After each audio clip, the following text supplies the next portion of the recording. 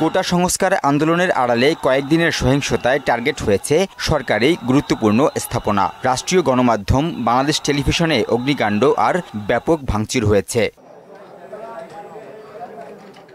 শুক্রবার সকালে রামপুরার বিটিভি কার্যালয় পরিদর্শন করেন প্রধানমন্ত্রী শেখ হাসিনা। ক্ষতিগ্রস্ত বিভিন্ন কক্ষ ঘুরে দেখেন তিনি।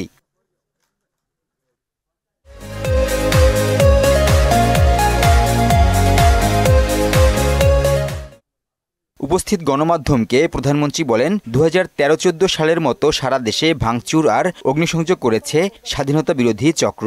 তবে এবারের ধরন কিছুটা আলাদা। গান পাউডার ছেটানো হয়েছে। এবারে তারা গান পাউডার ব্যবহার করেছে এবং নিমিষে সব পুরো একেবারে ছাই। এবং সারা বাংলাদেশ থেকে এই সন্ত্রাসী এবং বিএনপি জামাত, বিশেষ করে শিবির, তারা ঢাকায় এসে, ঢাকার ভিতরে ঢোকে আশেপাশে থেকে এসে এইভাবে আক্রমণ করেছে ওই কোটা বিরোধী আন্দোলনের সূত্র ধরেই। শেখ হাসিনা বলেন, কোটা নিয়ে ছাত্রদের সব দাবি মেনে নেওয়ার পরও তারা তৃপ্ত নয়।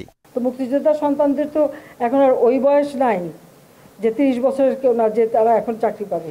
তার মানে ওই যে 5% সেটাও তারা পেয়ে গেল, তাতেও তারা তৃপ্ত না। তখন আবার আসলো সে 8 দফা থেকে 4 দফা আনতে হবে। লন্ডনে বসে এখনো দেশ বিরোধী ষড়যন্ত্র চলছে বলে অভিযোগ করেন তিনি। সারা পৃথিবী জুড়ে দেশটাকে একেবারে, এবং এখনো আরো অনেক জায়গায় টেলিফোন করে বলছে ওখানে আন্দোলন করো। এমন দেশে আমাদের সেখানে ফোন করে আমাকে জানাচ্ছে, মেসেজ দিচ্ছে। সহিংসতাকারীদের খুঁজে বের করে বিচার নিশ্চিতে দেশবাসীর সহায়তাও চেয়েছেন প্রধানমন্ত্রী শেখ হাসিনা। যারা এসবের সাথে জড়িত সারা বাংলাদেশের আনাচে গানাচে যে যেখানে আছে তাদের খুঁজে